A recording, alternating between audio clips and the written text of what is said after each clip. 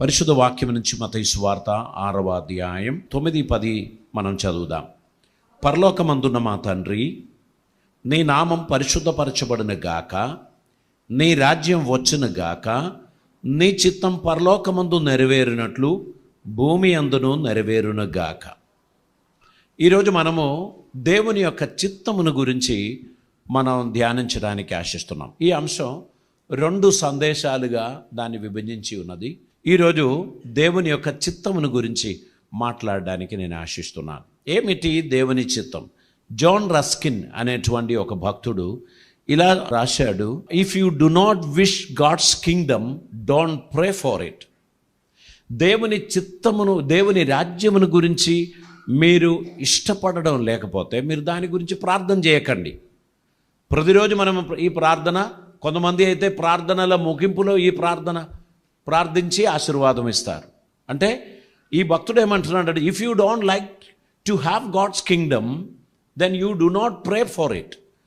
ఒకవేళ దేవుని రాజ్యమును మీరు ఇష్టపడినట్లయితే కేవలం ప్రార్థన మాత్రమే చేయకండి, ప్రార్థనకు మించినదిగా మీరు దాని కొరకు పనిచేయండి అని చెప్పారు. ఎంతమందికి అర్థమైంది చెప్పిన విషయం? దేవా నీ రాజ్యం వచ్చును గాక అని ప్రార్థన చేయకండి అని చెప్పారు. ఎందుకని? మీరు ఆయన రాజ్యముని గురించి ఎక్స్పెక్ట్ చేయకపోతే. ఒకవేళ మీరు ఆయన రాజ్యం సంభవించాలి, ఆయన రాజ్యం రావాలి అని ఆశించినట్లయితే ప్రార్థనతో ముగించొద్దు. ప్రార్థనకు మించిన కొన్ని పనులు చేయడానికి మీరు ముందుకు రావాలి. అర్థమైంది కదా? అంటే మన పెదవులు, మన శరీరము, మన అంతరాత్మ అంతా కూడా దేవుని రాజ్యమును గూర్చి, దేవుని చిత్తమును గూర్చి ఆశించు వారిగా ఉండాలి అని అర్థం. దేవునికి స్తోత్రం. దేవుని రాజ్యం మన జీవితంలో నెరవేరడం, ఇప్పుడు మనకు అనేక రాజ్యాలు కనిపిస్తుంది, అనేక దేశాలు కనిపిస్తుంది, అనేక పరిపాలనలు కనిపిస్తుంది. అటువంటి ఒక సెక్యులర్ కింగ్డమ్ కొరకు ప్రార్థించకండి. ప్రార్థించవలసింది, నీ చిత్తం నా జీవితంలో నెరవేరునుగాక. దేవుని రాజ్యం ఇండివిజువల్స్లో స్థాపింపబడుచున్నది. దేవునికి స్తోత్రం. ఆమేన్. ఓ సెక్యులర్ కింగ్డమ్ కాదు. ప్రభు చెప్పాడు, నా రాజ్యం వేరు, నీ రాజ్యం వేరు. బరబాతో చెప్పాడు, నీ కోరిక నేను మన్నించలేను. నా రాజ్యం వేరు, నీ ఉద్దేశించిన రాజ్యం కాదు ఇది. ఈ రాజ్యంలో దేవుని చిత్తం నెరవేరబడుచున్నది. ఈ రాజ్యం కొంతమంది వ్యక్తులలో స్థాపింపబడుచున్నది. దేవుని రాజ్యమునకు ప్రతినిధులుగా ఏర్పరచబడిన వారు ఆయన చిత్తం నెరవేర్చడానికి తమను తాము సంపూర్తిగా సమర్పింపబడినటువంటి వారిగా, దేవుని చిత్తమును అమలు చేయడానికి నడుం బిగించిన వారిగా ఉండాలి అని దేవుడు కోరుచున్నారు. దేవుని చిత్తం ఏమిటి? మనం అందరం అపవాదిని జయించాలి, మనమందరం పాపమును జయించాలి, మనం అందరం లోకమును జయించాలి. మనం అపవాదిని జయించాలి, లోకమును జయించాలి, పాపమును జయించాలి, శరీరేచ్ఛలను జయించాలి. దైవ చిత్తం మన జీవితంలో నెరవేరడానికి తగినట్లు ఒక సమర్పణ మనలో కలిగినప్పుడు ఆయన రాజ్యం మనలో స్థాపింపబడుచున్నది. దేవునికి స్తోత్రం. హల్లెలూయా. దేవుని రాజ్యం నాలో కావాలి అని నేను ఆశించాలి, మీరు ఆశించాలి. దేవుని రాజ్యం ఒకరి మీద రుద్దడానికి కుదరదు. దేవుని రాజ్యంలో ఒకరిని బంధించడానికి కుదరదు. దేవుని రాజ్యంలోనికి ఒకరు అడుగు వేయాలి, దేవుని రాజ్యంలోనికి ఒకరు ప్రవేశించాలి. దేవుని రాజ్యం అది ఆహారం కాదు, పానీయం కాదు. దేవుని రాజ్యం నీతిని, సమాధానమును, సంతోషమును వెతుకుచున్న వారిలో స్థాపింపబడుచున్నది దేవుని రాజ్యం. హల్లెలూయా. దేవుని రాజ్యంలో నడవడానికి ఇష్టపడుచున్నటువంటి తన బిడ్డలు తన చిత్తం నెరవేర్చాలి. దేవుని చిత్తములో మనం అందరం దేవుని రాజ్యమునకు వారసులుగా ఉండాలి అనేది దేవుని చిత్తం. మనం అందరం దేవునికి ఇష్టలుగా నడవాలి అనేది దేవుని యొక్క చిత్తం. పరిశుద్ధ వాక్యాన్ని మనం పరిశీలన చేస్తున్నప్పుడు 46వ కీర్తనలోనికి మనం వస్తామండి. 46వ కీర్తన దాని 7వ వచనం ఒకసారి మనం చదువుదాం. సైన్యములకు అధిపతియగు యెహోవా మనకు తోడై ఉన్నాడు. యాకోబు యొక్క దేవుడు మనకు ఆశ్రయమై ఉన్నాడు. దేవుడు మనకు ఆశ్రయమై ఉంటాడు, మనకు తోడుగా ఉంటాడు. ఆయన మనతో మాట్లాడుతూ ఉంటాడు, తన చిత్తమును గురించి మనకు బయలుపరుస్తూ ఉంటాడు. మనం ఆయన సన్నిధిలో నడవడానికి ఆయన మనకు మార్గం సిద్ధపరుస్తాడు. ఎవరైతే తమ జీవితాన్ని దేవునికి సమర్పిస్తారో వారి కోసం దేవుడు వారి మార్గములను సరళం చేస్తారు. దేవుడు వారి కోరిక యావత్తును ఆలకించి తన చిత్తానుసారంగా దానిని దయచేస్తాడు. మనం అడుగు వాటికంటేను, ఊహించు వాటికంటేను అత్యధికముగా చేయగల శక్తిమంతుడు మన దేవుడు. మనం కొన్ని విషయాలను మనం చూసేది ఈ బాహ్యమైన నేత్రములతోనే మనం చూస్తూ ఉంటాం. మన కోరికలు బాహ్యమైనదిగా ఉంటుంది. మనకు కావలసినవన్నీ కూడా ఈ లౌకిక జీవితానికి కన్వీనియంట్గా ఉన్నటువంటి విషయాలు మనం అడుగుతున్నాం. దేవుడు వాటిని అనుగ్రహిస్తారు మనకు. కానీ వాటికి మించిన ఒక దాహం, ఒక కోరిక మన జీవితంలో ఉండాల్సిన అవసరత ఉంది. దేవా, నిన్ను చూడాలని నేను కోరుచున్నాను, నిన్ను స్పర్శించాలని నేను కోరుచున్నాను, నీ మాట వినాలని నేను కోరుచున్నాను, నువ్వు నాతో కూడా రావాలని నేను కోరుచున్నాను. అది ఇంకొక పై మెట్టు.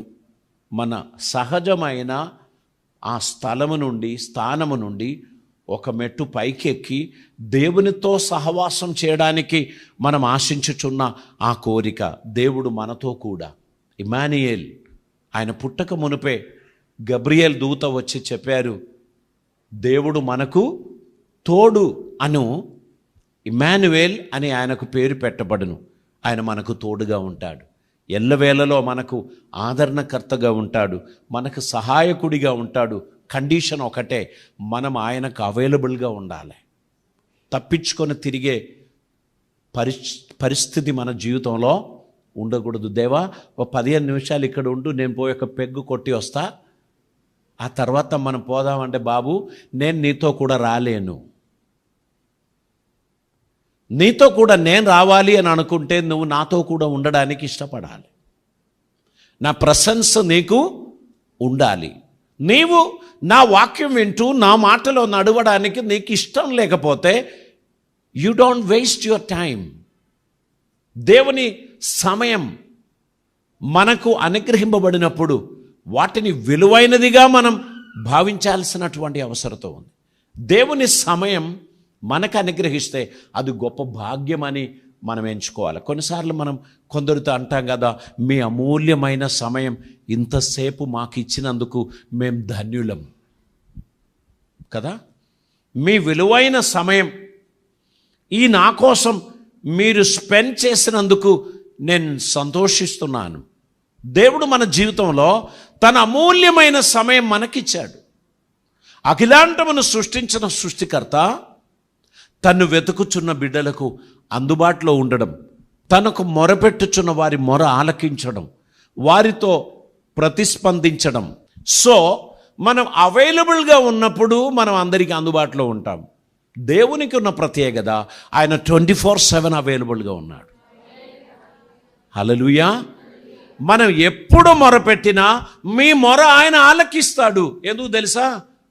ఈ థంబ్ ఇంప్రెషన్ ఇంకెవరికీ లేదు. దేవుడు వెంటనే జవాబిస్తాడు. కారణం ఏంటంటే పేరు పెట్టి మిమ్మల్ని జ్ఞాపకం చేసుకోవడానికి ఒక పాస్వర్డ్ దేవుడు మీకు ఇచ్చారు. హల్లెలూయా. మీరు అనుకుంటారు ఇన్ని కోట్ల జనాభాలో నన్ను ఎట్లా గుర్తుపడతారు కదా. అందరూ అరిచారు. ఎవరు అరిచారు అని అంటే ఎవరు సపోర్ట్ చేయరు. అందరూ అరిచారు. ఇక్కడ ఒక వ్యక్తి ఇంపార్టెంట్ కాదు, కానీ దేవుని సన్నిధిలో మీ వాయిస్ మీ ట్రాక్లోనే రికార్డ్ అవుతుంది. Praise the Lord. సో మీరు దేవునికి మొరపెట్టినప్పుడు ఆయన మీకు అందుబాటులో ఉంటాడు. కొంతమంది ట్రాక్ డ్రైగా ఉంటాయి, అందులో ఏమీ ఉండదు, ఎంటీ. అందుకే ప్రార్థన చేసినప్పుడు కూడా జవాబు రాదు. ఎందుకు తెలుసా? ట్రాక్ అంతా ఎంటీ. ఎప్పుడు దేవునితో మాట్లాడే అలవాటు లేదు. అత్యవసరం వచ్చినప్పుడు మాత్రమే అంగలార్చడం, మొరపెట్టడం. అప్పుడు దేవుడు కూడా తొందరగా రావాలని ఏమున్నది? నువ్వు మంచిగా ఉన్నప్పుడు ఎప్పుడైనా పిలిచావా? నువ్వు బాగున్నప్పుడు ఎప్పుడైనా మాట్లాడేవా? ఈ కష్టం వస్తేనే నేను నీకు గుర్తొస్తానా అని కొన్నిసార్లు డిలే చేస్తాడు. దేవుడు విన్నాడు, జవాబు మాత్రం డిలే చేస్తాడు. దేవుని అందుబాటులో మీరు ఉన్నట్లయితే ఇమ్మీడియట్ అటెన్షన్, ఇమ్మీడియట్ రెస్పాన్స్ మనకు ఖచ్చితంగా దేవుడిస్తాడు. ఆయనకు ప్రియమైన బిడ్డలుగా నడవడానికి ప్రయత్నం చేయండి. ఆయన చిత్తం నెరవేర్చడానికి ప్రయత్నం చేయండి. 121వ కీర్తన 5వ వచనం చదువుదామండి. యెహోవాయే నిన్ను కాపాడువాడు, నీ కుడి ప్రక్కను యెహోవా నీకు నీడగా ఉండును. దేవుడు మీకు నీడగా ఉంటాడు. దేవుడు నిన్ను కాపాడుతాడు. ఆ సమయంలో pastor won't be there, pastor అమ్మ won't be there, prayer team won't be there, but Jesus is there at the right hand. Hallelujah. నీవు దేవునికి కృతజ్ఞత చెల్లించే విషయంలో లోపం లేకుండా దేవుని సన్నిధికి వచ్చి దేవునికి వందనాలు తెలియపరిచి దేవునితో నీకున్న కనెక్షన్ నీవు స్ట్రాంగ్గా నిలబెట్టినట్లయితే దేవుడు నీ ఆపత్కాలములో నమ్ముకొనదగిన సహాయకుడిగా ఉంటాడు. దేవునికి స్తోత్రం.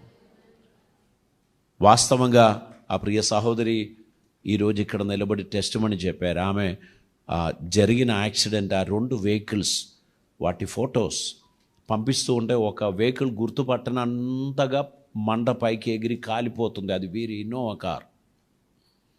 దాని లోపల ఉండి 15 నిమిషాలు ఏమీ అర్థం కాలేదని చెప్పారు. అక్కడున్న మనుషులు వారిని బయటికి తీసుకురాకపోతే ఆ కారు కాలిపోయినప్పుడు వీరు కూడా కాలిపోవాల్సిందే. కానీ ఇక్కడ మనం ఏం చదివాం?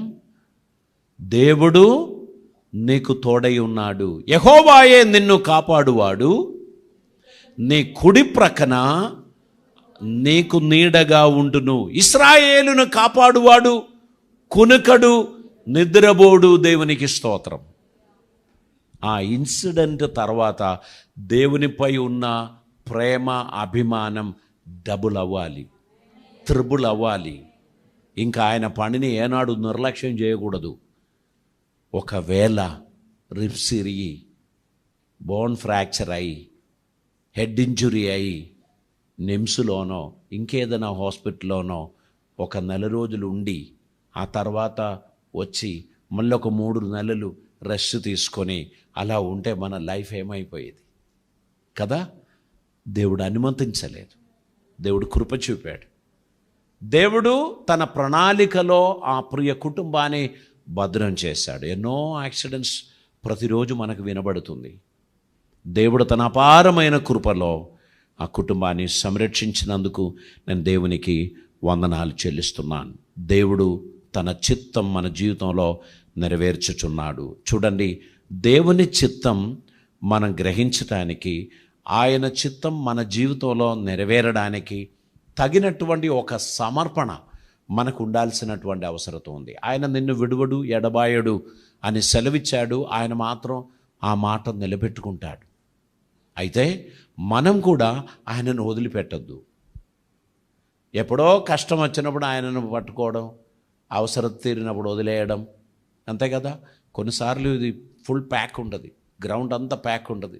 కొన్నిసార్లు కొంచెం గాలి ఆడేటట్టు ఉంటుంది. కారణం ఏంటంటే మనకు వేరే పనులు కూడా ఉన్నాయి కదా. ఆ పనులకు మనం పోవద్దా? అస్తమానం మందిరమేనా? అస్తమానం మందిరం కాకపోయినా ఆదివారం దినము దేవుని మందిరములో దేవునికి స్తోత్రం చెల్లించాలి. ప్రజలందరి ఎదుట ఆయన నామమును కీర్తించాలి. ఒకరు దేవుని చిత్తం వారి జీవితంలో నెరవేరడానికి వారు అనుమతించాలి. ప్రభు ఏం చెప్పాడు? నేను తలుపు నొద్ద నిలుచుండి తట్టుచున్నాను. ఎవడైనను నా స్వరం విని తలుపు తీసిన ఎడల నేను లోపలకు వచ్చి నేను అతనితోనూ అతడు నాతోనూ భోజనం చేస్తాడు. తలుపు తీయడం మన వంతు. మనం చూపించవలసిన రెస్పాన్స్. దేవుడు తట్టుచున్నాడు. ఎప్పుడు తట్టాడు? మీకేమైనా వినబడిందా? నాకేం వినబడదు. దేవుడు మన తలుపు దగ్గర తట్టేది పక్కోనికి వినబడదు. అందరికీ వినబడినట్లు టుమ్ టుమ్ అని కొడితే ఇది ఎగిరిపోతుంది. ఆయన అలా తట్టడు, ఒక వాక్యం ద్వారా తలుపు దగ్గర తట్టాడు. బిడ్డ జాగ్రత్తగా ఉండు అని దేవుడు హెచ్చరిక చేస్తున్నాడు. నీతోనే మాట్లాడుచున్నాడు అని దేవుడు చెప్తున్నాడు. దేవుని మాటను నిర్లక్ష్యం చేసుకొని అంతా ఓకేలే అనుకుంటే అంతా ఓకే కాదమ్మా. దేవుడు ఓకే చేసినందుకు దేవునికి వందనాలు చెల్లించుకో. ఆయన ఒక క్షణం తన మనసు మార్చుకుంటే ఏది ఓకే ఉండదు.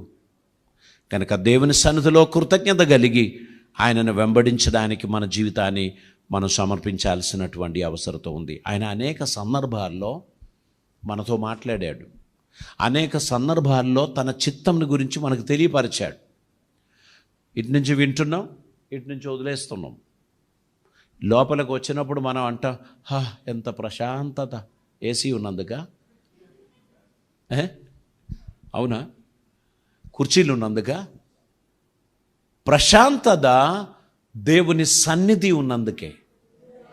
హల్లెలూయా. దేవుని సన్నిధి ఎక్కడ ఉందో అక్కడ ప్రశాంతత ఉంది. దేవుని సన్నిధి ఎక్కడ ఉందో అక్కడ ట్రీట్మెంట్ జరుగుతుంది, రోగాలు నయం అవుతుంది. హాస్పిటల్కి వచ్చాము, డాక్టర్ గారు ఎలా ఉన్నారండి? బాగానే ఉన్నానండి. ఏ మెడిసిన్ రాస్తారు చెప్పండి? బాగానే ఉన్నారా? నన్ను చూడడానికి వచ్చారా? 500 రూపాయలు మీరు ఫీజు చెల్లించి నా ముఖం చూడడానికి వచ్చారా? ఆయనకు ఆశ్చర్యంగానే ఉంటుంది. బాగానే ఉన్నారండి, మీరు ఇలాగనే ఉండండి అంటారు. అంతే కదా. డాక్టర్ దగ్గరికి వెళ్తే you must open your heart and mouth. You need to tell your problem. Sir, I'm facing this problem since 3 days. 3 రోజుల నుంచి ఈ ప్రాబ్లమ్స్తో నేను ఇబ్బంది పడుతున్నాను. రాత్రి నిద్ర పట్టడం లేదు, పడుకుంటే నాకు నరాలు లాగుతుంది, లేదా నాకు కడుపులో మంట వస్తుంది, లేదు నాకు ఏదో ప్రాబ్లం. మీకున్న ప్రాబ్లం ఏదైనా సరే అది డాక్టర్కి చెప్పాలి. ఆయన ఆ విషయమును గురించి ఆలోచన చేసి తన పరిధిలో ఉన్న విషయం అయితే ట్రీట్మెంట్ చేస్తారు. అదర్వైజ్ ఏం చేస్తారు తెలుసా? ఒక బెటర్ డాక్టర్కు సజెస్ట్ చేస్తాడు. You need a neuro surgeon, you need a neuro physician, ఒక స్పెషలైజ్డ్ డాక్టర్ దగ్గరికి నేను మిమ్మల్ని పంపిస్తాను. ఇదిగో ఈ ట్యాబ్లెట్స్ 2-3 రోజులు వాడండి, ఏం నయం కాకపోతే పలానా డాక్టర్ను కలవండి, మీ ప్రాబ్లం వేరే అయి ఉండొచ్చు అని పంపిస్తారు. వచ్చిన వాళ్ళకందరికీ ప్రిస్క్రిప్షన్ రాసేవాడు సరైన డాక్టర్ కాదు. అర్థమైందా? నా చదువుకు నా తెలివికి సరిపోయినటువంటి ఇష్యూ ఇతనిలో ఉంది, నేను రాస్తాను. Otherwise I have a friend, go to that doctor, I will also tell him. అక్కడికి వెళ్ళారు, కొన్ని టెస్టులు చేశారు, మెడిసిన్ రాశారు, వ్యక్తి నయమయ్యారు. కనుక we have to tell our problem. దేవుని సన్నిధికి వచ్చినప్పుడు వర్షిప్ జరుగుతుందా? అందరూ చేతులెత్తి వర్షిప్ చేస్తున్నప్పుడు మీరు దేవునితో మాట్లాడాలి. దేవా, వారం రోజులుగా నేను నలిగిపోవచ్చున్న ఈ సమస్యలో నీ కృప కుమ్మరించుమని నేను కోరుచున్నాను. ఇది ప్రసంగ సమయంలో జరిగే అద్భుతం కాదు, వర్షిప్ జరుగుతున్న సమయంలో చెప్పాలి. మీలో 60% వర్షిప్ అయిపోయిన తర్వాత వస్తారు కదా. ఈ మందిరం మాత్రమే నిండుతుంది. వర్షిప్ జరుగుతున్న సమయంలో మందిరం ఫుల్ ప్యాక్, బయట కుర్చీలు ఖాళీగా ఉంటాయి. అయ్యగారు మాట్లాడేటప్పటికి మనం పోదాం మటన్ ఉడకని కదా, వంటలు చేసి అన్ని ఏర్పాట్లు చేసి సమస్తం తాలింపు చేసి మెల్లగా తయారై ఇక్కడికి వచ్చే వరకు అయ్యగారు నిలబడ్డారు. ప్రైజ్ ద లార్డ్, సమయానికి వచ్చాం కదా. వాక్యం అయిపోయింది, ప్రార్థన చేశారు, ఆశీర్వాదం ఇచ్చారు, వేడివేడి భోజనం ఇంట్లో ఉంది కనుక పరిగెడుతూ వెళ్ళి భోజనం చేయడం. మన జీవితంలో వాక్యం వినే ముందు హృదయాన్ని సిద్ధపరచడానికి విత్తనం వేసే ముందు నేలను ఎలా సిద్ధపరుస్తారో అలాగనే హృదయమును కూడా సిద్ధపరచాలి. ఒక పాట పాడుచున్నప్పుడు నీవు ఉండే చాలు నాకు యేసయ్యా అని చెప్తున్నప్పుడు మన జీవితంలో ఉన్న కొన్ని ప్రాబ్లమ్స్ మనకు వెంటనే గుర్తు వస్తుంది. ఆ ప్రాబ్లమ్స్ మధ్యలో మనం కూడా పాడుతాం, అవును ప్రభువా నువ్వు ఒక్కడుండే చాలు నాకు, నేను నిరాశ చెందను, నువ్వు ఒక్కడుండే చాలు నాకు అని మనం ప్రార్థన చేస్తాం. ఆ వర్షిపే మన జీవితంలో మార్పు కలుగజేసేది. ఆ వర్షిప్లోనే మనకు స్వస్థత కలుగజేసేది. ఆ వర్షిప్లోనే మన జీవితంలో అద్భుతం జరిగేది. అది మనం మిస్ అవుతాం. వర్షిప్ అయిపోయిన తర్వాత వాక్యం విని వెళ్ళిపోతే బండ మీద పడ్డ విత్తనం నాటకపోదు. వాక్యం బాగుండే కానీ ఏం లోపల పని చేయలే. అటు పోయినప్పుడు వచ్చిన నిరాశ మళ్ళీ ఇటు కూడా వచ్చింది. ఎందుకంటే వాటిని తొలగించడానికి దేవుడు ఏర్పరిచిన ఆరాధన సమయంలో మనం ఇక్కడ లేకుండే. మటన్ షాపులో లైన్లో నిలబడ్డారు. తొందరగా తీసుకో, కీమా కొట్టు కదా. దేవుని ఆరాధన సమయం చాలా ప్రాముఖ్యమైనది. మీ జీవితంలో దేవుని చిత్తం నెరవేరాలి అని అనుకున్నట్లయితే stop coming late. Take a decision. From this Sunday I will never repeat it. This Sunday onwards, I will go to church on time. దేవుని వాక్యం నేను వినడానికి ముందుగా అరగంట నా హృదయమును శుద్ధపరచి ఆరాధనలో నేను ఉంటాను. ఆ రోజు వంట చేయలేదు, వంట చేయకపోయినా కొంపేం మునగదు. పోయేటప్పుడు మస్తు వెరైటీ ఫుడ్ కదా. ఈరోజు నువ్వు రెస్ట్ తీసుకోమ్మా, నేనే ఈరోజు ఫుడ్ అరేంజ్ చేస్తా. ఎవరు చెప్పాలి? ఇది హస్బెండ్ చెప్పాలి. ప్రతి వారం అలా చేయమని నేను చెప్పడం లేదు, కానీ once in a month salary దొరికిన వారం అయినా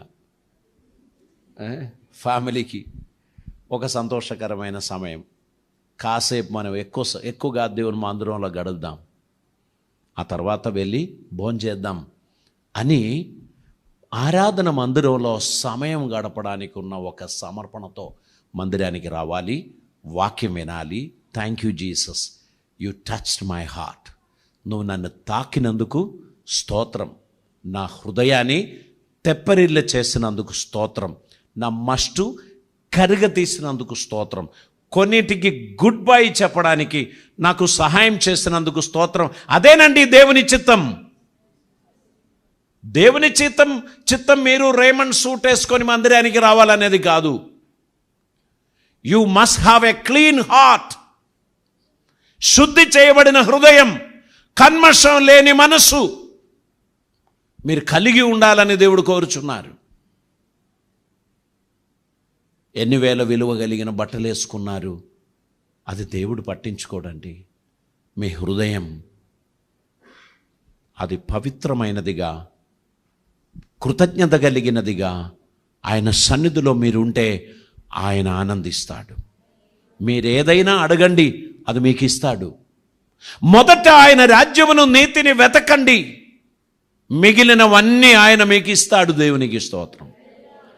ఏది తక్కువ చేయడు, ఎందుకంటే ఆయన నీ తండ్రి అయి ఉన్నాడు. తండ్రి ఎల్లప్పుడూ ది బెస్ట్ ఇవ్వడానికే ఇష్టపడతాడు. పిల్లలకి అది అర్థం కాదు. డాడీని అడిగితే ఏమి ఇవ్వడు, నీకు అవసరమైనది ఇస్తాడు. అవసరం లేనిది అడిగిన వెంటనే ఇవ్వడు. ఇప్పుడు ఎందుకు బిడ్డ, చూద్దాం చేద్దాం అని అంటాడు. కానీ ఎమర్జెన్సీ వస్తే అట్లా అంటాడా? అనడు. మన భవిష్యత్తును స్థిరపరిచి నిలబెట్టడానికి ఏది అవసరమో అది తండ్రి చేస్తాడు.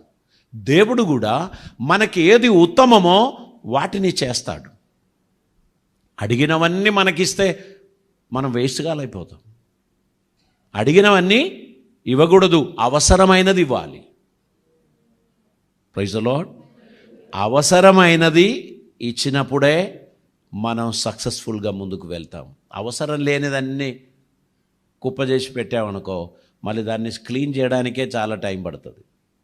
అందుకే అవసరమైనది సంపాదించండి, అవసరమైనది స్వరూపించండి, అవసరమైనది సేకరించండి, అవసరం లేని దాన్ని ఆశించకండి. దేవుడు మీ జీవితాన్ని అద్భుతంగా మార్చడానికి ఇష్టపడుచున్నాడు. ప్రార్థన చేద్దాం.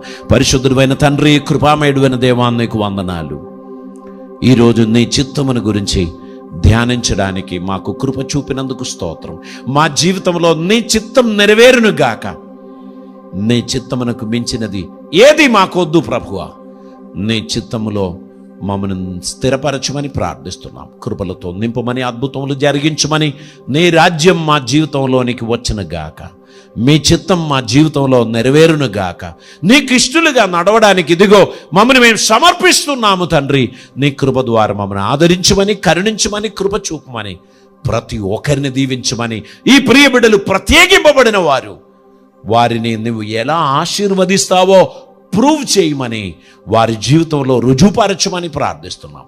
కృపలతో నింపండి, అద్భుతములు జరిగించమని యేసు నామమున అడుగుచున్నాం పరమ తండ్రి. ఆమేన్.